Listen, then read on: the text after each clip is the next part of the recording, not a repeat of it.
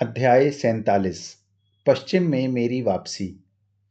मैंने भारत और अमेरिका में बहुत सारी कक्षाएं दी हैं, पर मैं स्वीकार करता हूं कि एक हिंदू के रूप में अंग्रेज छात्रों की कक्षा लेने में मैं असाधारण रूप से प्रसन्न हूं।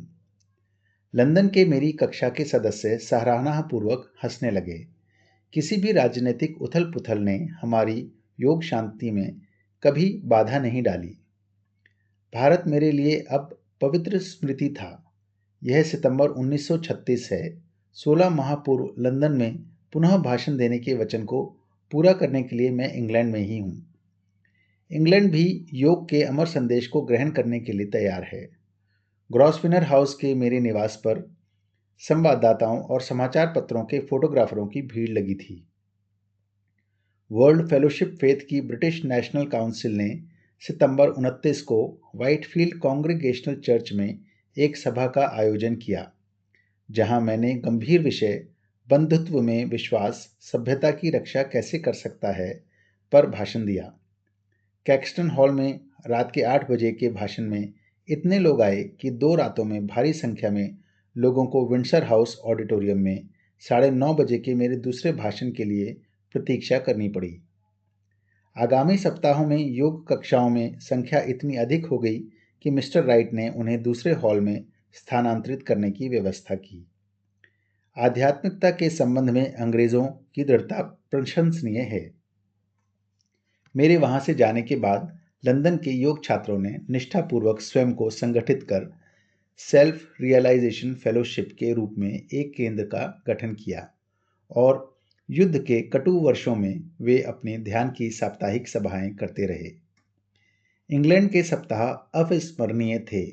पहले लंदन में, फिर सुंदर ग्रामीण क्षेत्र में दृश्यावलोकन। मिस्टर राइट और मैं अपनी विश्वसनीय फोर्ड कार में ब्रिटिश इतिहास के महान कवियों और नायकों के जन्म स्थानों और समाधि स्थलों पर गए। हमारे छोटे दल ने अक्टूबर के अंत में ब्रेमन नामक जहाज द्वारा साउथहैम्पटन से अमेरिका के लिए प्रस्थान किया। न्यूयॉर्क बंदरगाह पर भव्य स्टैच्यू ऑफ लिबर्टी को देखकर न केवल मिस ब्लैच और मिस्टर राइट का, बल्कि मेरा भी कंठ भावपूर्ण आनंद से रुद्ध हो गया। फोर्ड प्राचीन मिट्टी के साथ संघर्षों से थोड़ी बिगड़ी हुई अभी भी दमदार थी। अब यह अंतर महाद्वीपीय कैलिफोर्निया की यात्रा के लिए चल पड़ी। 1936 का अंत, अरे माउंट वॉशिंगटन।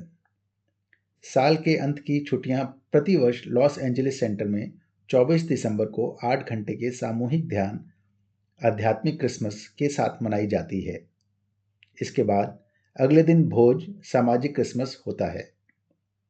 इस वर्ष के उत्सव का उत्साह दूरस्थ नगरों से आए उन प्रिय मित्रों और छात्रों द्वारा बढ़ गया जो 3 विश्व यात्रियों का स्वागत करने पहुंचे थे।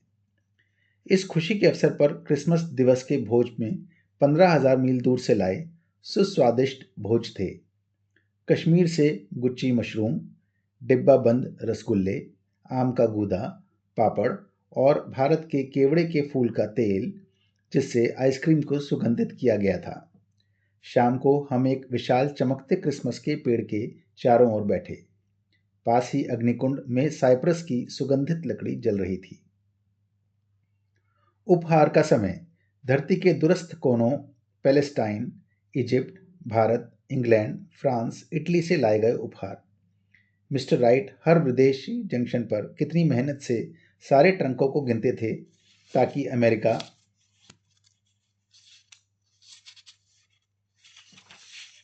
के प्रियजनों के लिए लाई गई अमूल्य वस्तुएं किसी अन्य के हाथ ना लग जाएं।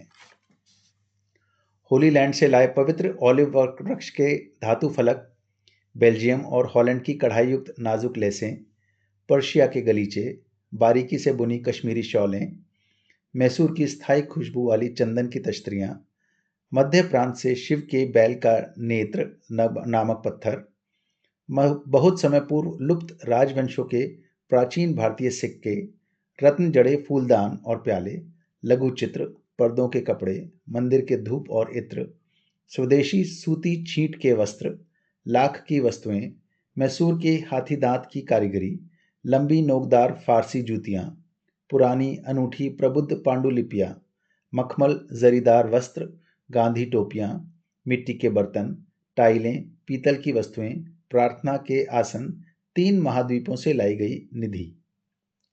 पेड़ के नीचे विशाल ढेर से मैंने सुंदरता से आवृत उपहारों को एक एक करके बांटा।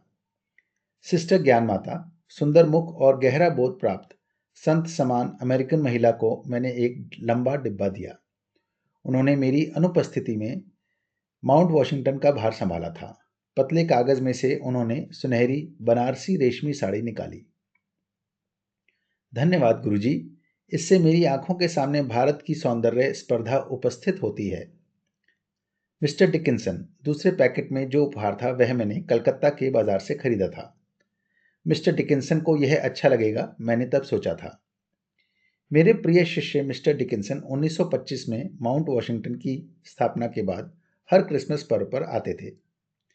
इस 11वें वार्षिक उत्सव में मेरे सामने खड़े हुए वे उस छोटे से चौकोर पैकेट का रिबन खोल रहे थे।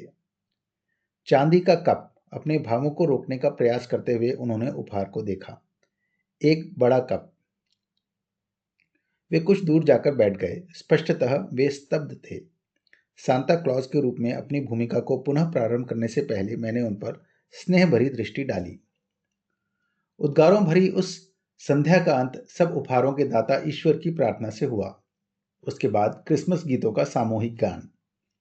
कुछ समय बाद मिस्टर डिकिंसन और मैं बातचीत कर रहे थे। गुरुजी, चांदी के कप के लिए मैं आपको अब धन्यवाद देता हूँ। क्रिसमस की रात्रि में मुझे इसके लिए शब्द नहीं मिल रहे थे। उन्होंने कहा, यह उपहार मैंने विशेष रूप से तुम्हारे लिए लिया था। 43 वर्षों से मैं इस चांदी के कप की प्रतीक्षा कर रहा था। यह एक लंबी कहानी है जिसे मैंने अपने अंदर छिपा कर रखा था। मिस्टर डिकिंसन ने मुझे शर्माते हुए देखा। इसका प्रारंभ नाटकीय था। मैं डूब रहा था। मेरे बड़े भाई ने खेल खेल में मुझे नेब्रास्का में 15 फुट गहरे छोटे तालाब में धकेल दिया था। तब मैं केवल 5 वर्ष का था। जब मैं पानी में दूसरी बार डूबने लगा, एक चमकता बहुरंगी प्रकाश दिखाई दिया जिसने संपूर्ण स्थान को भर दिया। उस प्रकाश के बीच एक मानवाकृति थी जिसकी आंखें शांत और मुस्कान सांत्वनापूर्ण थी।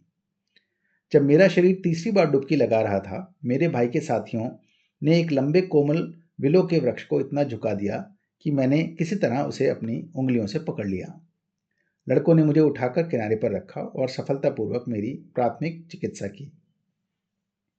12 वर्षों बाद 17 वर्ष का युवा मैं अपने माँ के साथ शिकागो गया।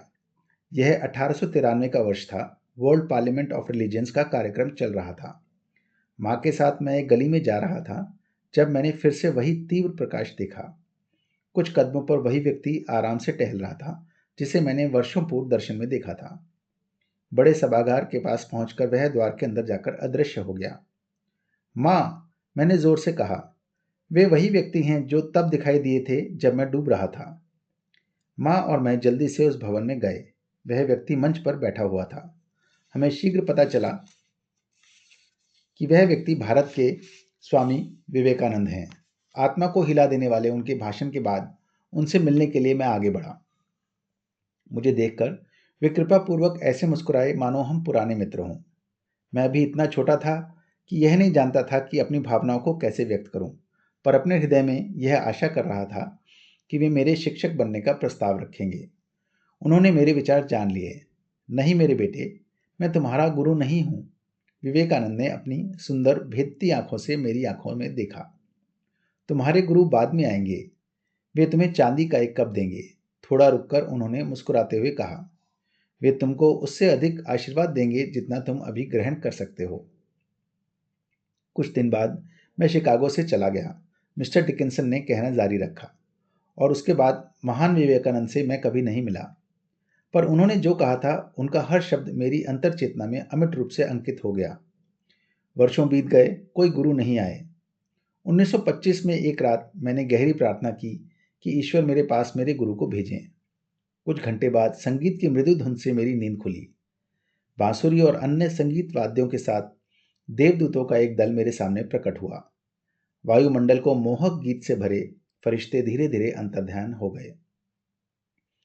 अगली संध्या मैंने पहली बार यहाँ लॉस एंजलिस में आपका भाषण सुना, और तभी मैं जान गया कि मेरी प्रार्थना को स्वीकार कर लिया गया है। हम मौन में एक दूसरे को देखकर मुस्कुराए।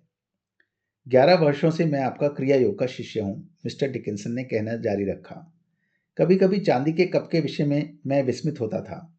मैंने स्वयं को लगभग विश्वास दिला दिया था कि विवेकानंद के शब्द केवल प्रतीकात्मक थे।